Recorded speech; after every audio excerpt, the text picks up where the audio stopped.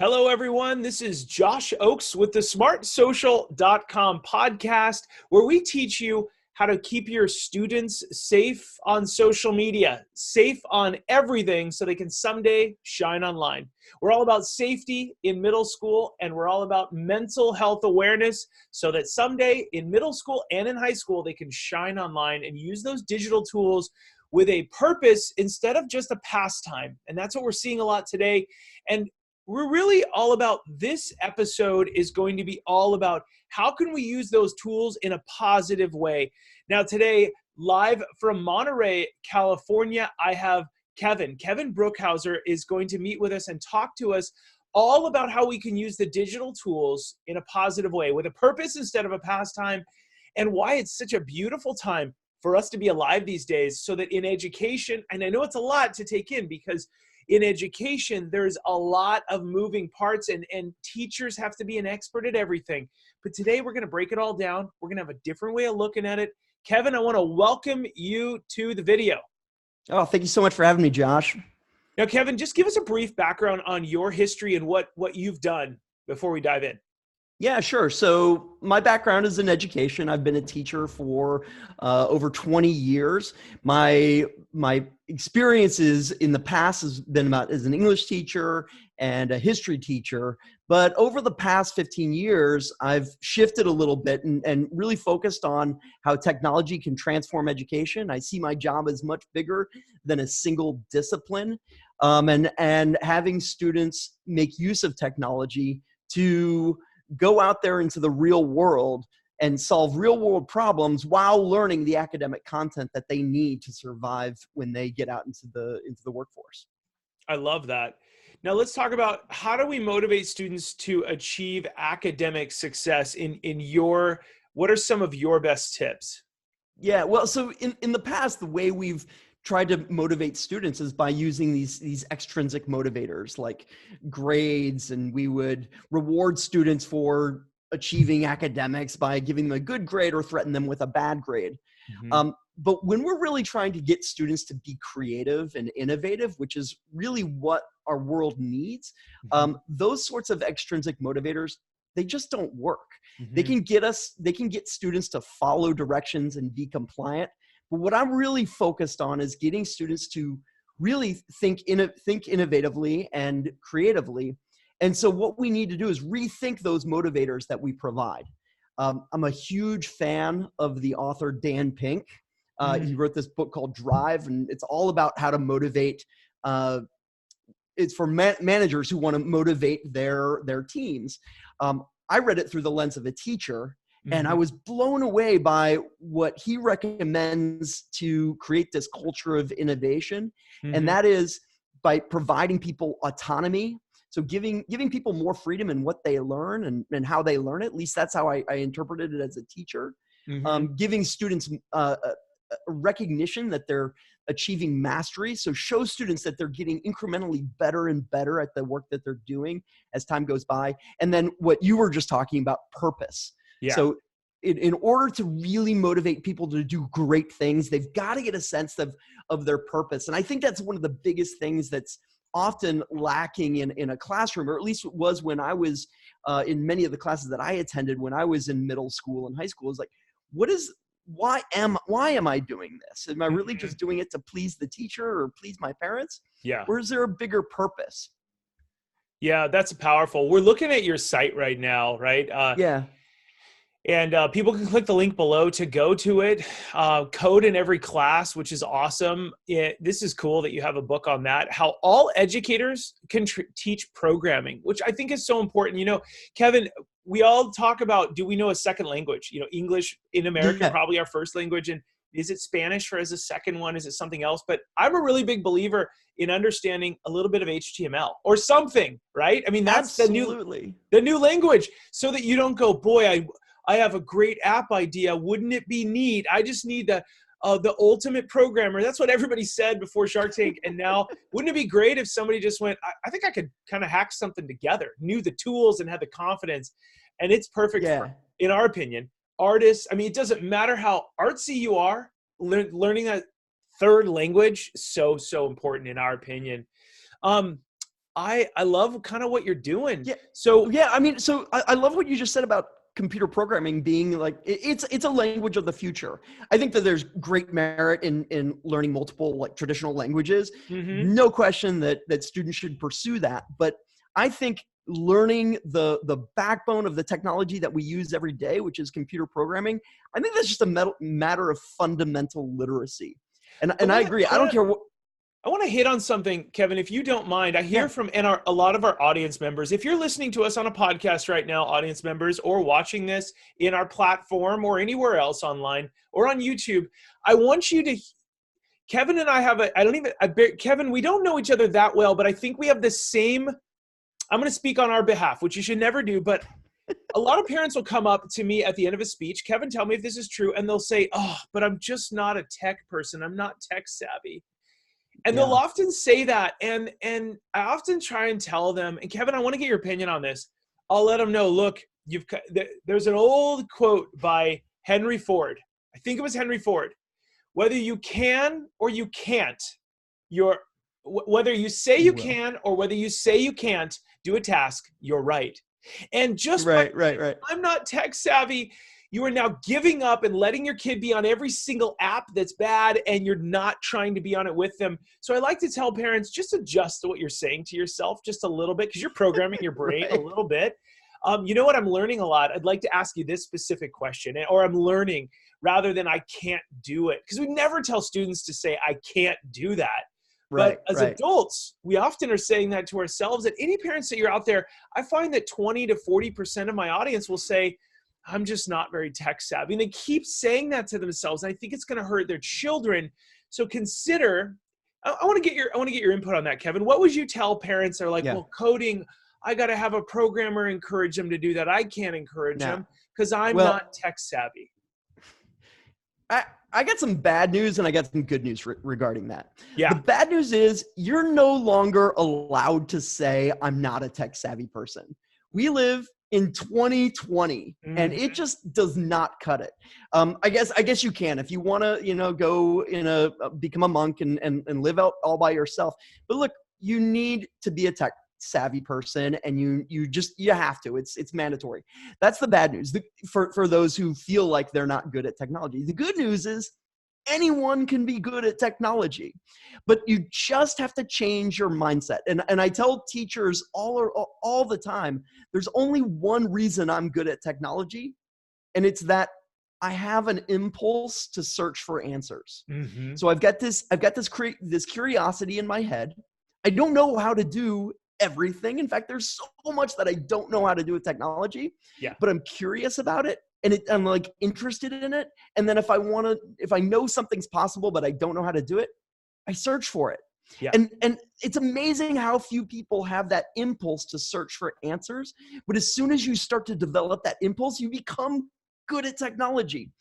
The other thing is you shouldn't feel like you have to be an expert to play an expert with technology and be the expert in your space. Mm-hmm. But you just need to really know how to or spend time looking for the answers. I love that. That's so great. And it really is 2020. It's time for us to do that. Parents, if you're wondering, well, but how would I do that? Google is there for you. We're going to talk about it here in just a sec. And YouTube, the #1 search engine in the world is Google. The #2 in the world is not Yahoo, Bing, or anything else. It's YouTube. And guess who owns YouTube? Google. They are best friends. They are soulmates. They're spouses, and they share data. So when you go to Google, you get YouTube videos. Whether you want to play the guitar or, like me, remodel my house. I have all the tools. I just want to learn how to do my stairs a little bit better and remodel the kitchen. I learned it all. And I don't make money doing construction, but I was able to do it on my own in the house, which is awesome.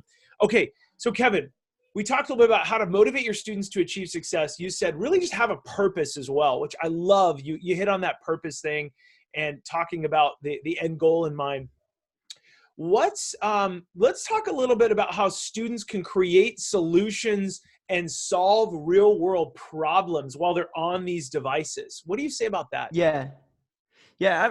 I think having a purpose-based education is really the future of where we need to go with education. I've been really inspired by the work that Google does to create that culture of innovation in their corporate structure, because as they get bigger and bigger, it gets harder and harder to be innovative. Mm-hmm. And so what they do is they implement systems that encourage that innovation. And one of those is called percent time. So I don't know if you've heard about this, but embedded in the Google culture is that if you're a engineer with Google, you're kind of expected to take on a project that you're personally invested in, and you're asked to go out and solve a problem, even if it's not something that is in your job description. So, if an employee sees that, there's some headaches with email, they'll go in and say, hey, my 20% project is to fix email. And that's why Gmail exists right now. And my life would be dramatically worse if we didn't have Gmail.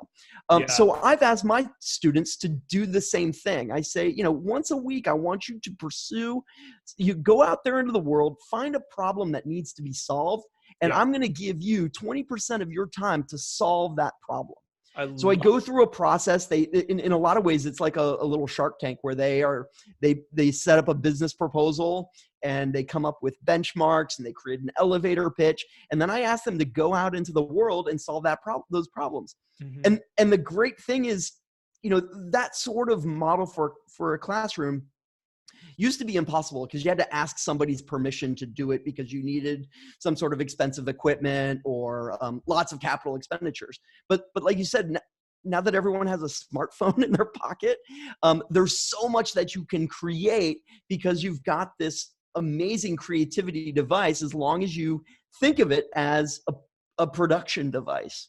Mm-hmm. I love where you're going with this, because what you're doing is you're getting that student to own and buy in to their future in a way. That sounds vague. What you're doing is you're saying, rather than sitting there and being passive in the classroom, Kevin, what you're saying is, hey, find something you're passionate about, a purpose, and then let's use the tools and practice to fix that purpose. You're going to follow through. You're going to have a project, and we want the kids to be curious. And when they find a problem, spending a little bit of that time, as they do at Google, they used to do it a lot. My friends that work at Google say, yeah, that 20% time was a neat start. Now we're not doing it as much because we have the companies like growing a lot. But the way they launched was so beautiful with that 1/5 of your time, one day working on a company project that fixes a solution. I love where you're going with this. How do students react to that 20-time project? And by the way, we showed your book up here. It's on Amazon, available for everybody to, they can go visit your website, click the link below and learn more about your book, which is awesome. And how do students react to this? Well, I'd love to say, and I originally thought that when I approached this idea with my students, I thought that they were going to leap out of their seats and say, Mr. Brookhouser, thank you so much for giving me this opportunity to pursue my own passion. The truth is, they looked at me and were like, Mr. Brookhouser, we're not doing this. And I was surprised. I thought they'd be really excited. I was going to give them a chance to pursue their own passions or work on something that had a purpose. But what I discovered is that students, when they come to me after having years of schooling, they've realized that there's an unwritten contract between many teachers and their students. And contract goes something like this. The teacher will tell the students what to do.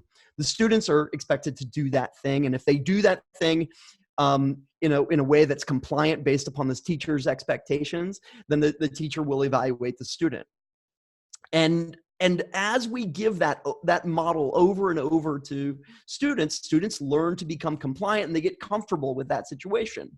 They say, well, tell me what to do and I'll do it and I'll get the grade. Yeah. And what I was doing is saying, for this project, I am not going to tell you what to do. In fact, I'm not even going to be the one who evaluates the final product that you create. I'm going to ask your audience to evaluate them. And that is really scary to a lot of our students. Yeah. And they just want to be told what to do. But Josh, you know that out there in the real world, when they take on a job or when they decide to launch their own business, there's not going to be anyone there telling them how to spend their day.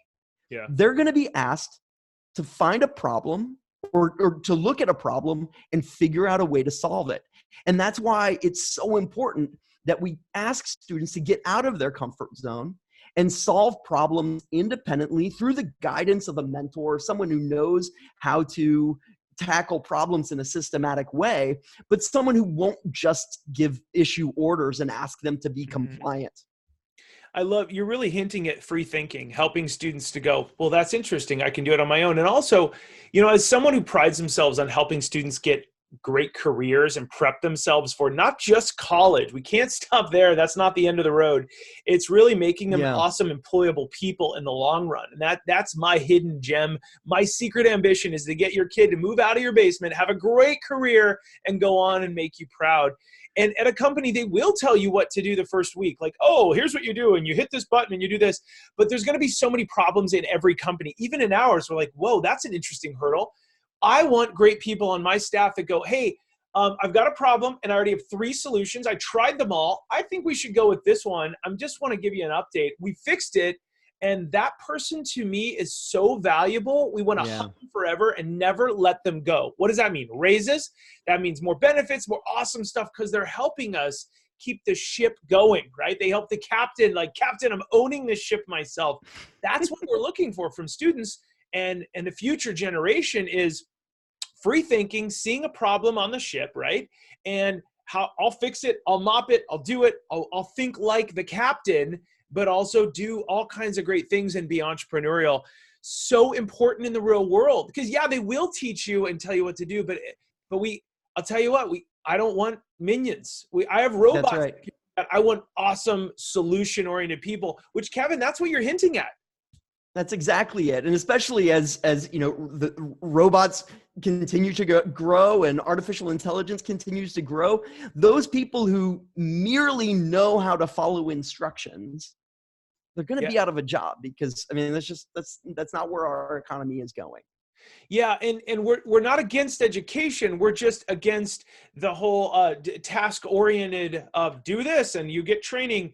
We should also be, if your students, parents, educators, audience members, if you're listening or watching this, a little bit of YouTube for learning is a wonderful use of family screen time. I am all for, right? We're trying to build a little bit of a baby LinkedIn for students.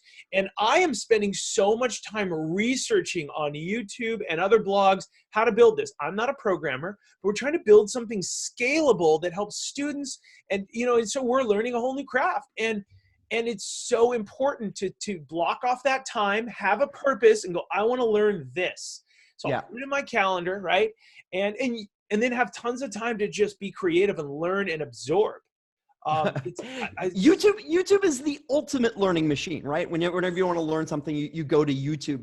I really want to emphasize that I am not discounting the value of learning. In fact, I want to explode it. It's just, I don't think that learning is limited to what happens in the classroom. So parents of middle school students should model that lifelong learning scenario, so that you don't feel like, okay, once I get through school, then I'm done learning and now I do my job. Anyone who's going to be successful has to constantly be a learner. And I agree. Make good use of video. Set up a YouTube channel and ask students that they're to assign students homework in video form, and then you ask parents and students to watch that video in video form. That's awesome. You're breaking it up on me a little bit. Yeah, we have a little bit of an interconnection problem, but let's talk about what we've talked about. How do you motivate students to academic success? Yeah, and so and then the other good thing is for parents, they're always looking for something to talk about during dinner, and if they're watching instructional video, then they've got a conversation starter. I love that. And video really is the key. What we're doing right now and on the podcast and everywhere else. Okay, so we kind of hinted at how I really want to hit at what I love about your message, Kevin, is that you're saying in the classroom and out of the classroom, let's find problems and let's get creative about solutions. Parents, there could be 100 ways. I'll tell you what, I've had a lot more fun. On January 1st, we installed this whiteboard. By the way, you know how much this whiteboard was? They're like $500 for this size. This was $14.95 in Los Angeles at Lowe's. This is a huge 8-foot wide, I actually had to cut it down because my wall isn't 8 feet, by 4-foot tall whiteboard that they sell at Lowe's and Home Depot. So if you want to get creative in your classroom or something and you can afford $15 and do like I did and strap it to the top of your little baby SUV and have a friend hold it down while you drive home, I mean, right? We could come up with creative solutions to the problems that are out there. So Kevin, I love what you're talking about on this. I think it's so, so important. I want to give you last word. What would you tell parents that are like, well, how do I use this for good? How do I use these digital devices I give my kids in a way so that they're thinking about not only the future, but how they can be productive with the tools we give them? Yeah. I'm a parent of 2 boys and a longtime teacher, and I worry about those devices. That students just be consumed by them, so that they just spend their days just staring at them and just getting and being stuck in that consumer mindset.